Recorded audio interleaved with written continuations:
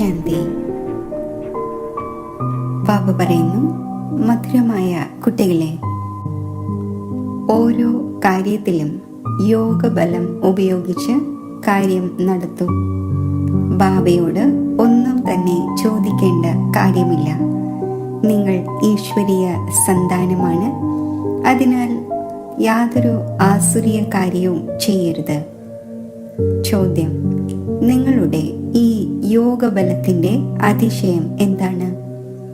ഉത്തരം: ഈ യോഗബലത്തിലൂടെ നിങ്ങളുടെ സർവ കർമ്മേന്ദ്രിയങ്ങളും വശത്താകുന്നു.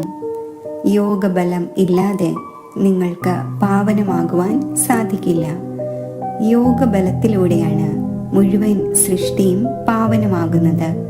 അതിനാൽ പാവനമാകുന്നതിനായി, ഭക്ഷണം ശുദ്ധമാക്കുന്നതിനായി ഓർമ്മയുടെ യാത്രയിൽ ഇരിക്കൂ.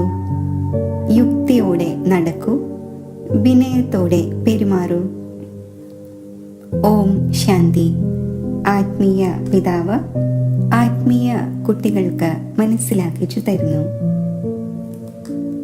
ലോകത്തിൽ ആർക്കും തന്നെ അറിയില്ല ആത്മീയ പിതാവ് വന്ന് സ്വർഗത്തിന്റെ അഥവാ പുതിയ ലോകത്തിന്റെ സ്ഥാപന എങ്ങനെയാണ് ചെയ്യുന്നത്.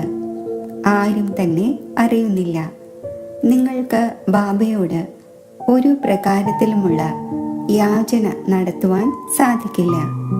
ബാബ സർവ്വതും മനസ്സിലാക്കിച്ചു തരുന്നു. ഒന്നും തന്നെ ചോദിക്കേണ്ട ആവശ്യം ഉണ്ടായിരിക്കുന്നില്ല. സർവ്വതും സ്വയമേ മനസ്സിലാക്കിച്ചു തന്നുകൊണ്ടിരിക്കുന്നു. ബാബ പറയുന്നു, എനിക്ക് കൽപ്പകൽപ്പങ്ങളിൽ ഈ ഭാരതഖണ്ഡത്തിൽ വന്ന് എന്താണ് ചെയ്യേണ്ടത്? അത് ഞാൻ അറിയുന്നു, നിങ്ങൾ അറിയുന്നില്ല. ഓരോ ദിവസവും മനസ്സിലാക്കിച്ച് തന്നുകൊണ്ടിരിക്കുന്നു. ആരെങ്കിലും ഒരു വാക്കുപോലും ചോദിച്ചില്ല എങ്കിൽ പോലും എല്ലാം മനസ്സിലാക്കിച്ചു തരുന്നു. ചിലപ്പോൾ ചോദിക്കുന്നു, ആഹാര പാനീയങ്ങളുടെ ബുദ്ധിമുട്ട് ഉണ്ടാകുന്നു എന്ന്. ഇപ്പോൾ ഇതാണെങ്കിൽ വിവേകത്തിന്റെ കാര്യമാണ്. ബാബ പറഞ്ഞിട്ടുണ്ട്, ഓരോ കാര്യത്തിലും യോഗബലത്തെ ഉപയോഗിക്കൂ. ഓർമ്മയുടെ യാത്ര ഉപയോഗിച്ച് കാര്യങ്ങൾ ചെയ്യൂ. എവിടെ പോയാലും മുഖ്യമായ കാര്യമാണ് ബാബയെ തീർച്ചയായും ഓർമ്മിക്കണം. പിന്നെ ഒരു ആസുരീയ കാര്യവും ചെയ്യരുത്. നമ്മൾ ഈശ്വരീയ സന്താനമാണ്. ആ ഒന്ന് സർവരുടെയും പിതാവാണ്. സർവർക്കും വേണ്ടി ഈ ഒന്ന് തന്നെയാണ് ശിക്ഷണങ്ങൾ നൽകുന്നത്. ബാബ ശിക്ഷണം നൽകുന്നു, കുട്ടികളെ സ്വർഗത്തിന്റെ അധികാരി ആകണം. രാജധാനിയിലും പൊസിഷൻ ഉണ്ടായിരിക്കുന്നുവല്ലോ. ഓരോരുത്തരുടെയും പുരുഷാർത്ഥം അനുസരിച്ചുള്ള പദവി ഉണ്ടായിരിക്കും. പുരുഷാർത്ഥം കുട്ടികൾക്കാണ് ചെയ്യേണ്ടത്. പ്രാപ്തി കുട്ടികൾക്കാണ് നേടേണ്ടത്. പുരുഷാർത്ഥം ചെയ്യിക്കുന്നതിനായി ബാബ വരുന്നു. നിങ്ങൾക്ക് ഒന്നും അറിയില്ലായിരുന്നു. ബാബ എപ്പോൾ വരും, വന്ന് എന്തു ചെയ്യും, എവിടെ കൊണ്ടുപോകും എന്നത് ബാബ തന്നെയാണ് വന്ന് മനസ്സിലാക്കിക്കുന്നത്. ഡ്രാമ പ്ലാൻ അനുസരിച്ച് നിങ്ങൾ എവിടെ നിന്നുമാണ് വീണത്? പൂർണ്ണമായും ഉയർന്ന സ്ഥാനത്ത് നിന്നും. അല്പം പോലും ബുദ്ധിയിൽ ഞാൻ ആരാണ് എന്നത് വരുന്നില്ല. ഇപ്പോൾ തിരിച്ചറിയുന്നുവല്ലോ. നിങ്ങൾക്ക് സ്വപ്നത്തിൽ പോലും ഉണ്ടായിരുന്നില്ല ബാബ വന്ന് എന്തു ചെയ്യും എന്നത്. നിങ്ങളും ഒന്നും അറിഞ്ഞിരുന്നില്ല. ഇപ്പോൾ ബാബയെ ലഭിച്ചിരിക്കുന്നു. അപ്പോൾ മനസ്സിലാക്കുന്നുണ്ട്, ഇങ്ങനെയുള്ള ബാബയുടെ മേൽ സമർപ്പണമാകണം. പതിവ്രതയായ സ്ത്രീ പതിയിൽ എത്ര സമർപ്പണമാകുന്നു. ചിതയിൽ കയറുവാനും ഭയമുണ്ടാകുന്നില്ല. എത്ര ധൈര്യശാലിയായിരിക്കുന്നു. മുൻപ് ചിതയിൽ വളരെ പേർ കയറുമായിരുന്നു. ഇവിടെ ബാബയാണെങ്കിൽ ഇങ്ങനെയുള്ള ഒരു പ്രയാസവും നൽകുന്നില്ല. പേര് ജ്ഞാനചിത എന്നാണ്. എന്നാൽ കത്തുന്നതിൻ്റെ കാര്യമൊന്നുമില്ല. ബാബ തീർത്തും ഇങ്ങനെ മനസ്സിലാക്കിക്കുന്നു. വെണ്ണയിൽ നിന്നും മുടി വേർതിരിക്കുന്നത് പോലെ, അതായത് സഹജമായി മനസ്സിലാക്കിക്കുന്നു. കുട്ടികൾ മനസ്സിലാക്കുന്നുണ്ട്, തീർച്ചയായും ജന്മജന്മാന്തരങ്ങളിലെ ഭാരം ശിരസിന് മേലെ ഉണ്ട്. അജാമിളൻ ഒരാളല്ല, ഓരോ മനുഷ്യനും ഒരാൾ മറ്റൊരാളേക്കാൾ കൂടുതൽ അജാമിളനാണ്. മനുഷ്യർക്ക് എന്തറിയാം പാസ്റ്റ് ജന്മത്തിൽ എന്തെല്ലാം ചെയ്തു എന്ന്? ഇപ്പോൾ നിങ്ങൾ മനസ്സിലാക്കുന്നു, പാപം തന്നെയാണ് ചെയ്തത്. വാസ്തവത്തിൽ പുണ്യ ആത്മാവായി ഒരാൾ പോലുമില്ല, എല്ലാവരും പാപാത്മാക്കളാണ്. പുണ്യം ചെയ്തിരുന്നു എങ്കിൽ പുണ്യ ആത്മാവായി മാറുമായിരുന്നു. പുണ്യ ആത്മാക്കൾ സത്യയുഗത്തിലാണ് ഉണ്ടായിരിക്കുന്നത്. ആരെങ്കിലും ഹോസ്പിറ്റലോ മറ്റോ ഉണ്ടാക്കിയെങ്കിൽ എന്തുണ്ടാകുന്നു? പടി ഇറങ്ങുന്നതിൽ നിന്നും അല്പം രക്ഷപ്പെടും. കയറുന്ന കല ഉണ്ടാകുന്നില്ലല്ലോ, വീണുകൊണ്ടിരിക്കുക തന്നെ ചെയ്യുന്നു. ഈ ബാബയാണെങ്കിൽ ഇങ്ങനെ ബിലവഡാണ് പറയുന്നു, ആ ഒന്നിൻ്റെ മേൽ ജീവിച്ചിരിക്കെ സമർപ്പണമാകണം. കാരണം പതിമാരുടെയും പതിയാണ്, പിതാക്കന്മാരുടെയും പിതാവാണ്, ഏറ്റവും ഉയർന്നവനാണ്. കുട്ടികളെ ഇപ്പോൾ ബാബ ഉണർത്തിക്കൊണ്ടിരിക്കുന്നു. ആരാണോ സ്വർഗത്തിന്റെ അധികാരിയാക്കി മാറ്റുന്നത്, ഇങ്ങനെയുള്ള ബാബ എത്ര സാധാരണമാണ്. തുടക്കത്തിൽ പെൺകുട്ടികൾ രോഗബാധിതർ ആകുമായിരുന്നു. അപ്പോൾ ബാബ സ്വയം അവരുടെ സേവനം ചെയ്യുമായിരുന്നു. അഹങ്കാരം ഒന്നും തന്നെ ഉണ്ടായിരുന്നില്ല. ബാബ്ദാദ ഉയർന്നതിലും ഉയർന്നതാണ്. പറയുന്നു, എങ്ങനെയുള്ള കർമ്മമാണോ ഞാൻ ഇദ്ദേഹത്തിലൂടെ ചെയ്യിക്കും അല്ലെങ്കിൽ ചെയ്യും, രണ്ടുപേരും ഒന്നാകുന്നത് പോലെയാണ്. അറിയാൻ കഴിയില്ല ബാബ എന്തു ചെയ്യുന്നു, ദാദ എന്തു ചെയ്യുന്നു എന്നത്. കർമ്മ അകർമ്മ വികർമ്മങ്ങളുടെ ഗതി ബാബ തന്നെയാണ് ഇരുന്ന് മനസ്സിലാക്കിക്കുന്നത്. ബാബ വളരെ ഉയർന്നതാണ്. മായയുടെയും എത്ര പ്രഭാവമാണുള്ളത്. ഈശ്വരനാകുന്ന ബാബ പറയുന്നു, ഇങ്ങനെ ചെയ്യരുത് എന്ന്, എന്നിട്ടും അംഗീകരിക്കുന്നില്ല. ഭഗവാൻ പറയുന്നു, മധുരമായ കുട്ടികളെ ഈ കാര്യം ചെയ്യരുത്, എന്നിട്ടും തലകീഴായ കാര്യം ചെയ്യുന്നു. തലകീഴായ കാര്യത്തെ ആയിരിക്കുമല്ലോ വിലക്കുന്നത്. എന്നാൽ മായയും വളരെ ബലവാനാണ്.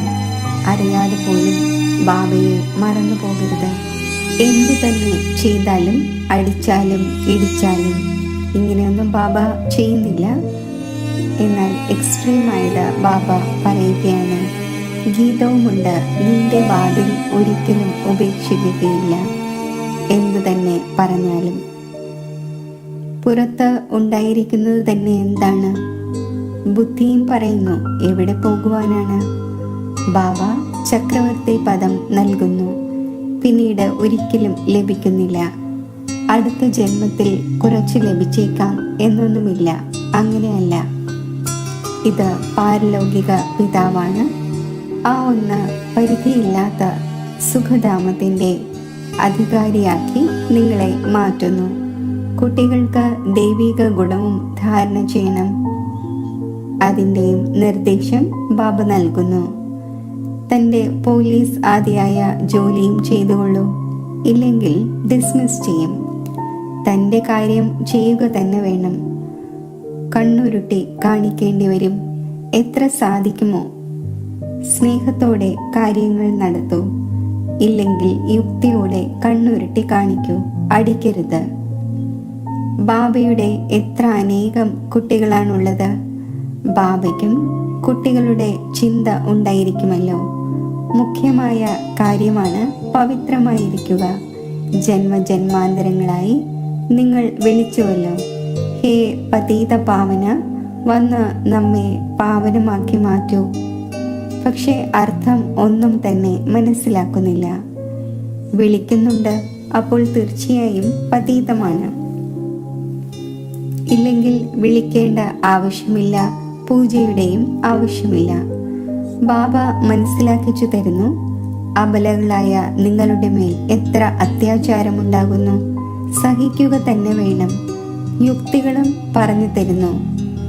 വളരെ വിനയത്തോടെ നടക്കൂ.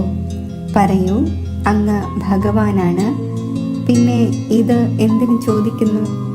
വിവാഹ സമയത്ത് പറയുന്നു, നിങ്ങളുടെ പതിയായ ഞാൻ ഈശ്വരനും ഗുരുവും സർവസ്വവുമാണ്. ഇപ്പോൾ ഞാൻ പവിത്രമായിരിക്കാൻ ആഗ്രഹിക്കുന്നു. അപ്പോൾ നിങ്ങൾ എന്തുകൊണ്ട് തടയുന്നു? ഭഗവാനെ പതീത പാവനൻ എന്നാണല്ലോ പറയുന്നത്. താങ്കൾ തന്നെ പാവനമാക്കുന്നവനായി മാറൂ. ഇങ്ങനെ സ്നേഹത്തോടെയും വിനയത്തോടെയും സംസാരിക്കണം. ദേഷ്യപ്പെടുകയാണെങ്കിൽ പുഷ്പങ്ങൾ വർഷിക്കൂ. അടിക്കുന്നു, പിന്നെ ഖേദിക്കുകയും ചെയ്യുന്നു. ഇതുപോലെ മദ്യം കഴിക്കുമ്പോൾ വലിയ ലഹരി കയറുന്നു. സ്വയം ചക്രവർത്തിയാണ് എന്ന് വിചാരിക്കുന്നു. അപ്പോൾ ഈ വിഷവും ഇങ്ങനെയുള്ള ഒരു വസ്തുവാണ്. കാര്യം ചോദിക്കുകയേ വേണ്ട, പശ്ചാത്തപിക്കുകയും ചെയ്യുന്നു. പക്ഷേ ശീലമുണ്ടായിരിക്കുന്നു, അതിനാൽ അത് മാറുന്നില്ല. 1-2 തവണ വികാരത്തിൽ പോയി കഴിഞ്ഞു, ലഹരി കയറി, പിന്നെ വീണുകൊണ്ടിരിക്കും. ഇതുപോലെ ലഹരിയുടെ വസ്തുക്കൾ സന്തോഷത്തിൽ കൊണ്ടുവരുന്നു. അതുപോലെയാണ് വികാരങ്ങളും. ഇവിടെ പിന്നെ വലിയ പ്രയത്നമാണ്. യോഗബലമില്ലാതെ ഒരു കർമ്മേന്ദ്രിയങ്ങളെയും വശത്താക്കുവാൻ സാധിക്കില്ല. യോഗബലത്തിൻ്റേത് തന്നെയാണ് അതിശയം. അതിനാലാണ് പേര് പ്രശസ്തമായിരിക്കുന്നത്. പുറത്തുനിന്നും ഇവിടെ യോഗം പഠിക്കുന്നതിന് വേണ്ടി വരുന്നു. ശാന്തിയിൽ ഇരിക്കും. കുടുംബത്തിൽ നിന്നും ദൂരെയാകുന്നു.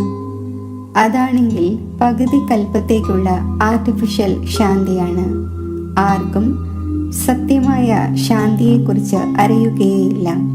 ബാബു പറയുന്നു, കുട്ടികളെ, നിങ്ങളുടെ സ്വധർമ്മം തന്നെ ശാന്തിയാണ്. ഈ ശരീരത്തിലൂടെ നിങ്ങൾ കർമ്മം ചെയ്യുന്നു. ശരീരം ഏതുവരെ ധാരണ ചെയ്യുന്നില്ല, അതുവരെ ആത്മാവ് ശാന്തമായിരിക്കുന്നു. പിന്നെ എവിടെയെങ്കിലും പോയി പ്രവേശിക്കുന്നു. ഇവിടെയാണെങ്കിൽ പിന്നെ ചിലരൊക്കെ സൂക്ഷ്മ ശരീരത്തോടെ തിക്കിത്തിരക്കിക്കൊണ്ടിരിക്കുന്നു. അത് ഛായയുടെ ശരീരമായിരിക്കും. ചിലർ ദുഃഖം കൊടുക്കുന്നവരായിരിക്കും, ചിലർ നല്ലവരായിരിക്കും. ഇവിടെയും ചില മനുഷ്യരുണ്ട്, അവർ ആർക്കും ദുഃഖം കൊടുക്കുന്നില്ല. ചിലരാണെങ്കിൽ വളരെയധികം ദുഃഖം കൊടുക്കുന്നു. ചിലർ സന്യാസിമാരെ പോലെ മഹാത്മാവായിരിക്കുന്നു. ബാബ മനസ്സിലാക്കിച്ചു തരുന്നു, മധുരമധുരമായ സിഖിലതെ കുട്ടികളെ, നിങ്ങൾ 5000 വർഷത്തിനു ശേഷം വീണ്ടും വന്ന് കണ്ടുമുട്ടിയിരിക്കുന്നു. എന്ത് നേടുന്നതിനു വേണ്ടി? ബാബ പറഞ്ഞു തന്നിട്ടുണ്ട് നിങ്ങൾക്ക് എന്താണ് ലഭിക്കാൻ പോകുന്നതെന്ന്. ബാബ അങ്ങിൽ നിന്നും എന്താണ് ലഭിക്കേണ്ടത് എന്ന ചോദ്യം തന്നെയില്ല.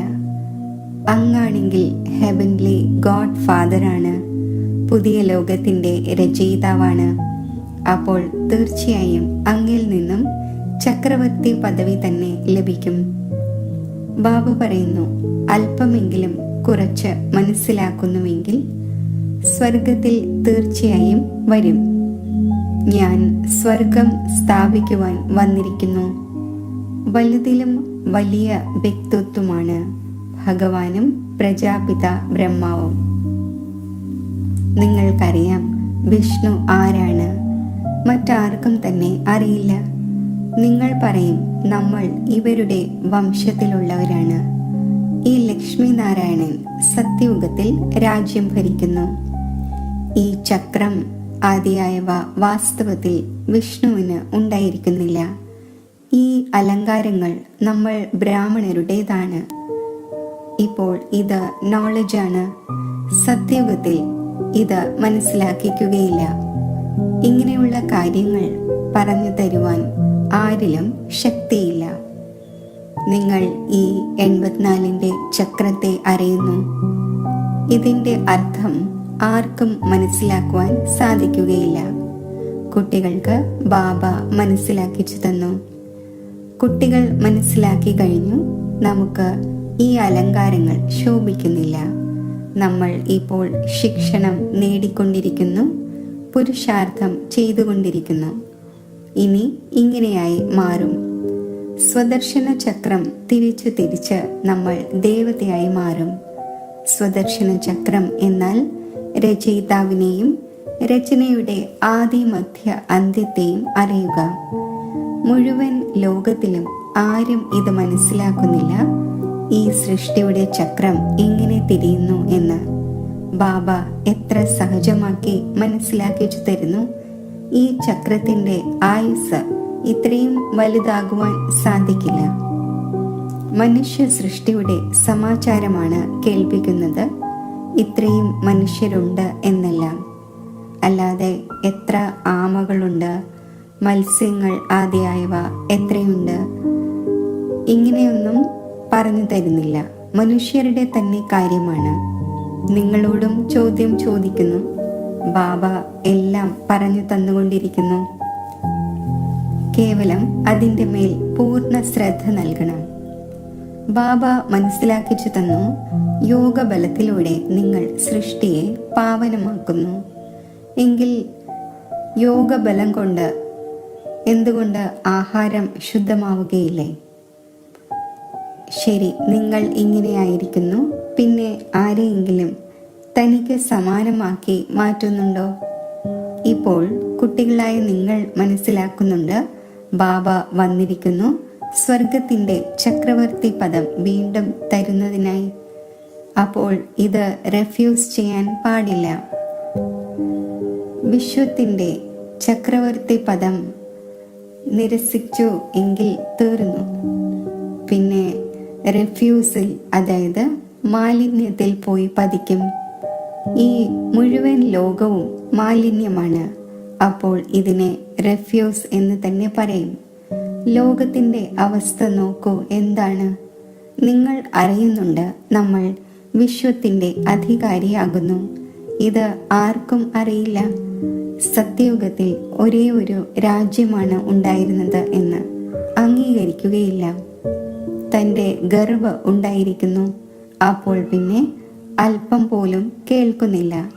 പറയുന്നു, ഇതെല്ലാം താങ്കളുടെ കൽപ്പനയാണ്.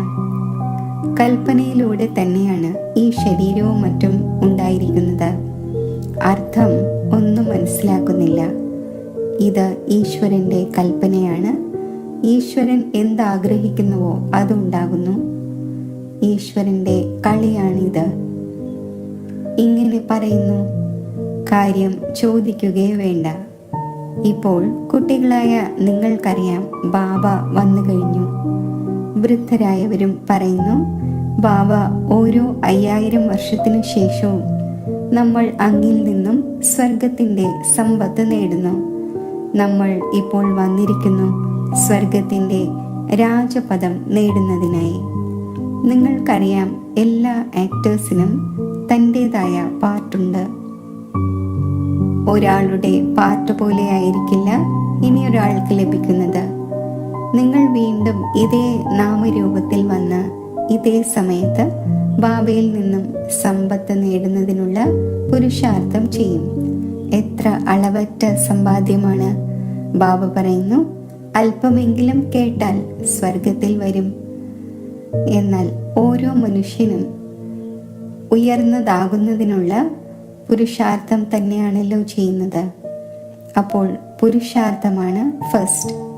ശരി, മധുരമധുരമായ സിഖിലതെ കുട്ടികൾക്ക് മാതാവും പിതാവുമായ ബാബ്ദാദയുടെ സ്നേഹസ്മരണകൾ. Good morning. ആത്മീയ പിതാവിൻ്റെ ആത്മീയ കുട്ടികൾക്ക് നമസ്തേ. ധാരണയ്ക്കുള്ള മുഖ്യ സാരം: ഏതുപോലെ ബാബ കുട്ടികളുടെ സേവനം ചെയ്യുന്നുവോ, യാതൊരു അഹങ്കാരവുമില്ല, അതുപോലെ ഫോളോ ചെയ്യണം. ബാബയുടെ ശ്രീമത് അനുസരിച്ച് നടന്ന് വിശ്വത്തിന്റെ ചക്രവർത്തി പദം നേടണം. റെഫ്യൂസ് ചെയ്യരുത്. പിതാക്കന്മാരുടെയും പിതാവും പതിമാരുടെയും പതിയുമായ ആ ഒന്ന് ഏറ്റവും ഉയർന്നതാണ്, ബിലവഡ് ആണ്. ആ ഒന്നിന്റെ മേൽ ജീവിച്ചിരിക്കെ സമർപ്പണമാകണം. ജ്ഞാനചിതയിൽ ഇരിക്കണം. ഒരിക്കലും അറിയാതെ പോലും ബാബയെ മറന്ന് തലകീഴായ കാര്യം ചെയ്യരുത്. വരദാനം: സന്തോഷങ്ങളുടെ അക്ഷയ ഖജനാവിനാൽ നിറഞ്ഞവരായ സദാ നിശ്ചിന്ത ചക്രവർത്തിയായി ഭവിക്കട്ടെ. സന്തോഷങ്ങളുടെ സാഗരത്തിലൂടെ ദിവസവും സന്തോഷത്തിൻ്റെ അക്ഷയ ഖജനാവ് ലഭിക്കുന്നു. അതിനാൽ ഏതൊരു പരിതസ്ഥിതിയിലും സന്തോഷം അപ്രത്യക്ഷമാവുക സാധ്യമല്ല. ഏതൊരു കാര്യത്തിൻ്റെയും ചിന്ത ഉണ്ടാവുക സാധ്യമല്ല. പ്രോപ്പർട്ടിക്ക് എന്ത് സംഭവിക്കും, പരിവാരത്തിന് എന്ത് സംഭവിക്കും എന്നത് പാടില്ല. പരിവർത്തനം ഉണ്ടാവുക തന്നെ ചെയ്യുമല്ലോ. പഴയ ലോകത്തിൽ എത്ര തന്നെ ശ്രേഷ്ഠമായതായാലും എല്ലാം പഴയത് തന്നെയാണ്. അതിനാൽ നിശ്ചിന്തം ആയിക്കഴിഞ്ഞു. എന്ത് സംഭവിക്കുമോ നല്ലത് സംഭവിക്കും. ബ്രാഹ്മണരെ സംബന്ധിച്ച് എല്ലാം നല്ലതാണ്, ഒന്നും മോശമല്ല. താങ്കളുടെ അടുക്കൽ ഇങ്ങനെയുള്ളൊരു ചക്രവർത്തി പദം ഉണ്ട്. അതിനെ ആർക്കും തട്ടിയെടുക്കുവാൻ സാധിക്കില്ല. സ്ലോഗൻ: ഈ ലോകത്തെ ഒരു അലൗകിക കളിയായും പരിതസ്ഥിതികളെ കളിപ്പാട്ടമായും കണക്കാക്കി നടക്കൂ. എങ്കിൽ ഒരിക്കലും നിരാശമാകില്ല. അവ്യക്ത സൂചന: ഇപ്പോൾ സ്നേഹത്തിൻ്റെ അഗ്നിയെ പ്രജ്വലിതമാക്കി യോഗത്തെ ജ്വാലാരൂപം ആക്കൂ. ലാസ്റ്റ് സോ ഫാസ്റ്റിൻ്റെ പുരുഷാർത്ഥം ജ്വാലാരൂപത്തിൻ്റേത് തന്നെയാണ് അവശേഷിക്കുന്നത്. പാണ്ഡവർ കാരണമാണ് യാദവർ തടയപ്പെട്ടിരിക്കുന്നത്. പാണ്ഡവരുടെ ശ്രേഷ്ഠ പ്രൗഢിയുടെയും ആത്മീയ പ്രൗഢിയുടെയും സ്ഥിതി യാദവരുടെ വിഷമ പരിതസ്ഥിതികളെ സമാപ്തമാക്കും. അപ്പോൾ തൻ്റെ പ്രൗഢിയിലൂടെ വിഷമിക്കുന്ന ആത്മാക്കൾക്ക് ശാന്തിയുടെയും സ്വസ്ഥതയുടെയും വരദാനം നൽകൂ. ജ്വാലാസ്വരൂപത്തിൻ്റെ, അതായത് ലൈറ്റ് ഹൗസിൻ്റെയും മൈറ്റ് ഹൗസിൻ്റെയും സ്ഥിതിയെ മനസ്സിലാക്കി ഈ പുരുഷാർത്ഥത്തിൽ ഇരിക്കൂ. ഓം ശാന്തി. മനസ്സാ സേവനത്തിൻ്റെ അഭ്യാസം. ഹൃദയേശ്വരനായ ബാബയുടെ ഓർമ്മയിൽ മഗ്നമാകുമ്പോൾ പവിത്രമായ പരമാത്മാ സ്നേഹത്തിൻ്റെ ആഴങ്ങളിലെത്തിച്ചേർന്ന് അനുഭവമായ സുഖശാന്തിയുടെ ദിവ്യ അനുഭൂതിയിൽ ഞാൻ ആത്മാവ് ലയിച്ചിരിക്കുകയാണ്. സുഖശാന്തിയുടെ ഒരു തുള്ളിക്ക് വേണ്ടി ദാഹിക്കുന്ന വിശ്വത്തിലെ ദുഃഖിതരായ ആത്മാക്കൾ, ഹേ സുഖദേവ, ഹേ ശാന്തി ദേവ, സുഖത്തിൻ്റെ